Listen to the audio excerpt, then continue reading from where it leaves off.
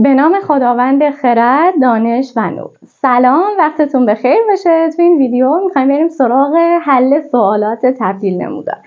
ببینید حالا اینجا یه سوال بهمون داده، نمودار f(x) منهای 1 رو داده و ازمون نمودار 2f در حالا 2f(1) منهای x دوم رو میخواد.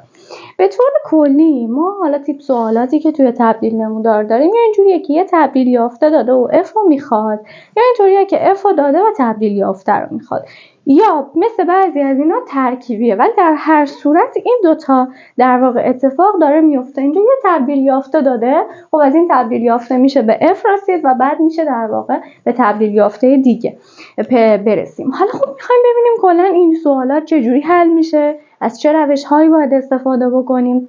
ما با هم دیگه انتقال های عمودی و افقی رو گفتیم، انقباض انبساطش هم گفتیم، ولی خب همه اینا در شرایطی بود که فقط یکی از اینا اتفاق می افتاد. میخوایم ببینیم اگر همه اینها با هم اتفاق بیفته، یعنی ما یه جایی هم انتقال عمودی داشته باشیم مثلا، هم انقباض و انبساط افقی داشته باشیم، اون موقع کدوم یکیش اول انجام میشه؟ آیا اولویت بندیش مهمه یا نه؟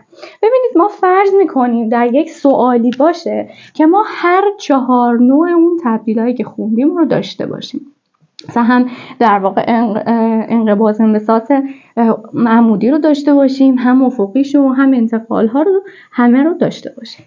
با چه ترتیبی این اولویت بندی انجام میشه؟ ببینید اول کار ما میایم در واقع بحث انتقال افقی رو انجام میدیم، بعد میریم سراغ انقباض و انبساط افقی و در نهایت میریم سراغ انقباض و انبساط عمودی و انتقالش. یعنی به این اولویت بندی ما پیش میریم. خب حالا میخوایم بریم سوال با هم دیگه حل کنیم. یکی از روش‌های مطمئنی که ما در واقع توی این سوالا داریم اینه که بیایم از روش نقطه‌دهی استفاده بکنیم. شما به طور کلی میتونید بیاید بگید که خب ما مثلا اینجا حالا این انتقال رو داریم، باید بریم به سمت جلو یا بیایم برگردیم مثلا به سمت عقب. میتونیم از این روش هم استفاده بکنیم، ولی به نظر من نقطه‌های نمودار رو دادن و تغییرات رو اعمال کردن یکی از بهترین راه‌هاییه که ما میتونیم ازش استفاده بکنیم.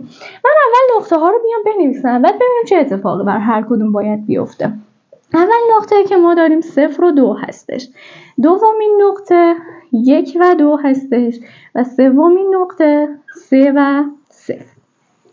خب چه اتفاقی برای این افتاده؟ من مستقیم میرم. حالا شما اگه خواستید میتونید اول به F برسید بعد به این تبدیل یافته. فرق نمیکنه، بسته به اینکه سوال چه چیزی ازتون میخواد این روش ها درسته. ما اول داخل تابع رو داریم x منهای 1 و بعد اینو اومده رسونده. من اینو حالا جابجا میکنم که به شکل منظم تری در بیاد. به منهای x دوم به علاوه 1. ما گفتیم اولین اولویت چیه؟ اینجا چیزیه که ممکنه شما اشتباه بکنید. اولین اولویت انتقال های افقیه، یعنی در واقع ما از x منهای 1 رسیدیم به x به علاوه 1. ببینید چه اتفاقی افتاده. ما گفتیم که یه جورایی حالا توی این بحث انتقال های افقی انگاری که داریم برعکس عمل میکنیم، یعنی اینجا به ظاهر انگار به علاوه 2 شده، ولی در واقع چون اون ضریب منفیه رو یادتونه که بهتون گفتم، در واقع ما باید 2 تا به عقب برگردیم، یعنی 2 تا از x هامون کم بکنیم. پس من دیگه مستقیم اون تغییراتی که خودمون میخوایم انجام بدیم رو اعمال میکنم. این در واقع x های ما باید 2 تا ازش کم بشه، 2 تا میره عقب. به زبان ساده هم می‌نویسم که دیگه درکش راحت تر باشه. بعد چه اتفاقی براش افتاده؟ خب تقسیم بر 2 شده. تقسیم بر 2 شدن یعنی x ها 2 برابر شده دیگه. ما در واقع انبساط رو داشتیم، اینجا x ها 2 برابر شدن. ببین هیچ کدوم از این تغییرات روی وای نیستا، همه با x و در نهایت هم که یه منفی داره، یعنی x ها قرینه شدن. خب حالا بریم سراغ نقاطمون. من دیگه مستقیم میام اینا رو اعمال میکنم. خب اینجا اول 0 بوده، گفتیم 2 تا میره عقب، یعنی چی؟ این 2 تا ازش کم میشه منفی 2 و بعد 2 برابر میشه منفی 4 و قرینه میشه مثبت 4. حالا اینجا 1 بوده، 2 تا ازش کم کنیم میشه منفی 1، 2 برابر بشه میشه منفی 2 و قرینه بشه میشه 2. و این نقطه چه اتفاقی براش افتاده؟ 3 بوده دیگه. 2 تا اگه کم بشه میشه 1، 2 برابر بشه میشه 2 و قرینه بشه میشه -2. خب حالا بریم تغییرات وای ها رو ببینیم. معمولا تغییرات وای و حالا اون در واقع رو محور عمودی خب خیلی راحت تره. الان میبینیم که اینجا انتقال عمودی ما نداریم، چیزی جمع نشده تا به باهاش، فقط که ضرب در 2 داشتیم، یه ضریب 2 داشتیم که ما گفتیم وای 2 برابر میشه، کافیه وای هامون رو 2 برابر بکنیم. خب اینجا چه اتفاق میفته؟ وای 2، 4، اینجا هم 2 بازم 4 و اینجا 0. خب 2 برابرش بازم میشه 0. حالا چیزی که از ما خواسته، یکی این که گفته دامنه و بردش رو به دست بیارید، یکی دیگه این که گفته رسمش کنید و حالا در نهایت هم یه سوال دیگه ازمون پرسیده. خب کاری نداره، میایم با استفاده از نقطه ها رسم میکنیم، خیلی هم ساده است. همینطور محور رو برای خودمون میکشیم، نقطه‌ای که بهمون داده یعنی 0 و 2 در واقع میتونیم یه نگاه بکنیم اول ببینیم کجا بوده، چه اتفاقی افتاده. 0 و 2 اینجا بوده، شده 4 و 4. من حالا به طور حدودی رسمش بکنم، این فرضاً اگر 4 باشه اینم 4 باشه، این نقطه حدوداً میشه اینجا. این نقطه‌ای که 1 و 2 شده 2 و 4، یعنی در واقع 2 و 4 این نقطه بوده تقریبا و اینم که شده منهای 2 و 0، یعنی اگر اینجا رو حالا بذاریم -2 و 0 دیگه کافیه به هم دیگه وصل بکنیم.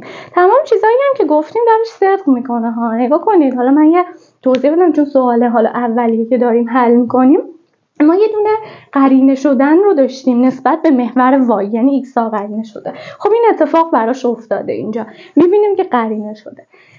اینجا ایکساش تقسیم بر 2 شده، یعنی انبساط رو داشتیم. خب ببینید اینجا هم در واقع انبساط رو میتونید درش ببینید و وایش هم ضرب در 2 شده، یعنی بازم انبساط رو داشتیم و این شکل بزرگتر شده، یعنی به شکل در واقع رسمش هم میتونیم ببینیم. حالا گفته دامنه و بردش هم بنویسید. خب دامنه فلان چی میشه؟ از -2 میشه تا 4 دیگه. خب نقاط هم همه بسته بوده، -2 تا 4. برد F چی میشه؟ خب برد F هم مشخصه از روی شکل از 0 تا 4. اگه تغییرات رو روی دامنه و برد اعمال کنید اونم میبینید، البته مثالش هم حتما حل میکنید. حالا یه سوال دیگه هم پرسیده، کدام نقطه متناظر آ؟ ببینید اینجا معمولا شاید مثلا حالا تو این شکل خیلی نه، ولی توی رسم یه وقتایی گیج بشید کدوم نقطه متناظره. اما اگر بیایم در واقع از این نقطه دهی استفاده بکنیم کاملا مشخصه 2 و 4. حالا میگم تو این شکل البته آسونه، ولی بقیه جاها میتونیم اسمش بذاریم آپریل، بقیه جاها ممکنه سخت باشه. اینم یه سوال بود از تشریحی ماز، آزمون‌های تشریحی ماز و امیدوارم که از حلش لذت برده باشید.